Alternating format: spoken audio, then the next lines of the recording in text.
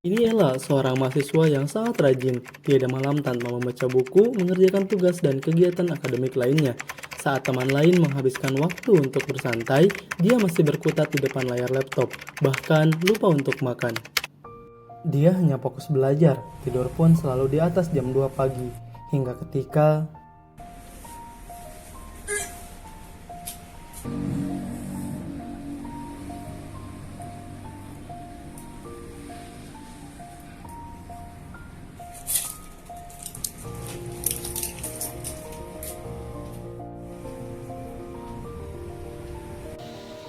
Lo, jogging yuk, teman-teman udah nungguin di lapangan tuh.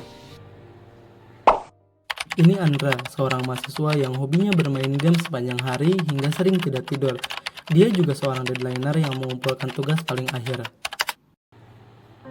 Bentar, lagi nanggung nih, seru banget nih. Bentar ya. Hingga ketika lehernya mulai terasa berat, mata perih, dan kaki kesemutan.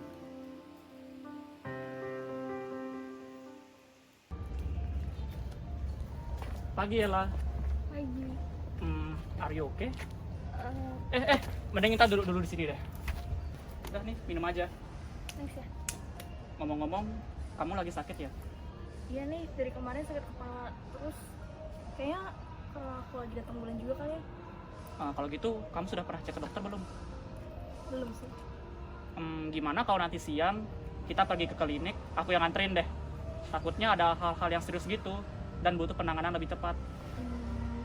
Udah, nggak apa. Oke deh, makasih ya. Sama-sama.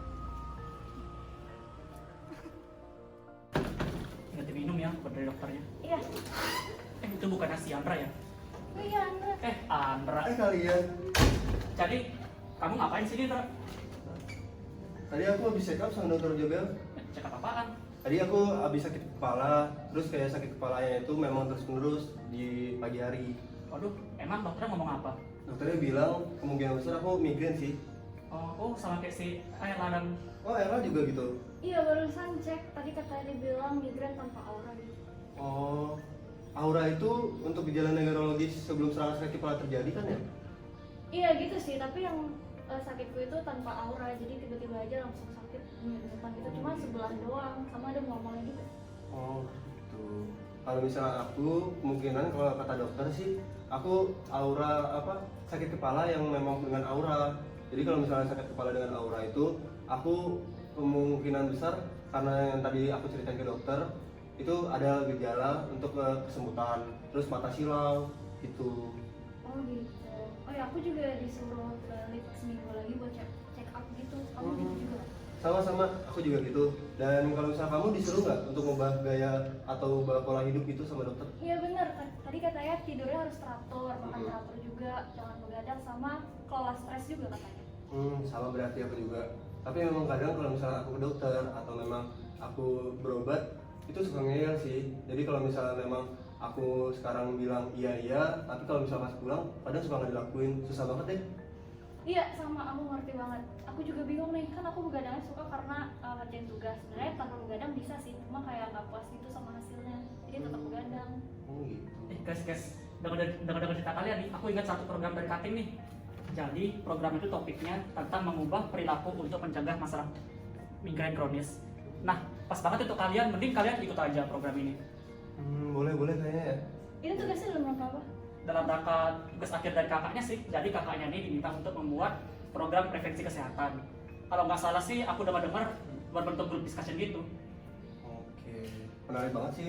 Coba deh nanti aku coba ikutin. Ya boleh ikut tuh. Oke, Yuk, ya. Aku juga pamit ya. siap.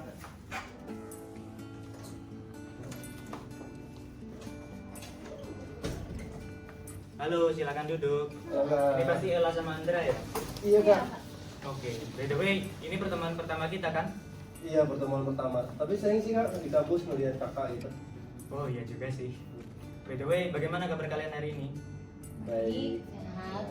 Oke, syukurlah kalau baik. Berhubung sudah lengkap juga, bagaimana kalau kita mulai sekarang? Boleh kak. Boleh. Sebelumnya kenalin, aku Reza dan ini temanku Rina. Di sini aku sebagai fasilitator kalian dan Rina sebagai observer dalam program ini. Sebelum kita mulai, aku ingin kasih tahu terlebih dahulu tentang program ini. Jadi untuk grup diskusi ini sifatnya semi formal. Artinya kalian boleh menggunakan bahasa senyaman kalian, yang penting kita bisa sama-sama paham apa yang kita bicarakan. Lalu yang kedua, grup diskusi ini sifatnya peer counseling, yang artinya aku pernah merasakan permasalahan seperti kalian, dan di sini aku ingin membantu untuk memecahkan masalah tersebut. Dan di program ini kita akan memecahkan masalah terkait dengan migrain kronis. Eits, program ini dirancang menggunakan teori cognitive behavior modification dari Donald Mekenbaum yang berfokus pada perubahan self-talk individu. Teori ini percaya bahwa kognisi kita membentuk perilaku kita. Teman, sekarang aku minta kalian untuk mengisi angket ini ya, sesuai data diri kalian. Mulai dari cerita keseharian kalian dulu ya. Bisa diceritain buat kalian gimana sih keseharian kalian itu? Biasa aja sih kak. Ya, bisa dijelasin biasa itu gimana ya? Biasanya aku bangun pagi mandi.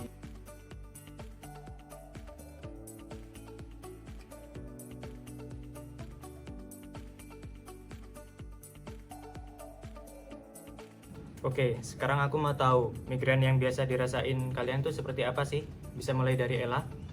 Oh, kalau aku sih Fase 1, self-observation. Klien belajar bagaimana mengamati perilaku diri sendiri. Iya sih kak. Aku kadang suka main game itu berlebihan. Tapi sebenarnya yang aku rasain main game itu ngebuat aku supaya hilang stresnya. Ya gimana ya? belajar kan niatnya pengen cepet lulus gitu, jadi banyak begadang. Cuma sama kayak Andra, aku tuh nggak bisa kontrol, maksudnya aku tuh nggak bisa lepas dari hal itu karena itu tuh sesuatu yang penting dan harus aku capai. Jadi aku mau sharing dikit ya. Jadi aku dulu juga punya ambisi yang kuat, sampai-sampai aku nggak bisa jaga kesehatan, sampai akhirnya aku kena migrain. Terus sekarang gimana kak? Maksudnya aku harus nurunin standarku gitu, ngurangin waktu belajar biar aku dapat tidur lebih banyak gitu. Fase 2, starting new internal dialogue. Setelah melalui fase pertama, klien akan belajar memperhatikan perilaku maladaptif mereka dan mulai melihat peluang untuk alternatif perilaku yang lebih adaptif. Kamu nggak harus nurunin standar mimpi kamu, tapi kamu bisa mengatur waktu kamu jadi lebih efisien lagi dan nggak lupa buat jaga diri. Terus pernah nggak kamu mikir kalau justru karena kamu sering begadang, lupa makan, itu malah mengurangin konsentrasi kamu dan akhirnya pekerjaanmu jadi lebih lambat. Nah, apa itu masih bisa mencapai mimpimu? Iya juga sih kak. Baik, jadi gimana menurut kalian? Aku sih udah sadar ya perilaku aku itu ternyata membahayakan dan malah jadi backlash gitu sama mimpi-mimpi aku. Nah berarti sekarang kita harus belajar ngubah perilaku gitu kan kak? Jadi nggak usah buru-buru. Di sini kita bisa ngelatih perubahan perilaku itu perlahan-lahan. Aku sebenarnya ada workbook isinya perilaku sehat yang bisa ngelatih mencegah migrain kronis. Apakah kalian bersedia untuk mengisinya? Bersedia kak. Ketiga, learning new skill. Fasilitator membimbing klien pada cara yang lebih adaptif untuk mengatasi permasalahan mereka. Program ini menerapkan self monitoring dalam memantau dan menjaga perilaku yang diharapkan terjadi.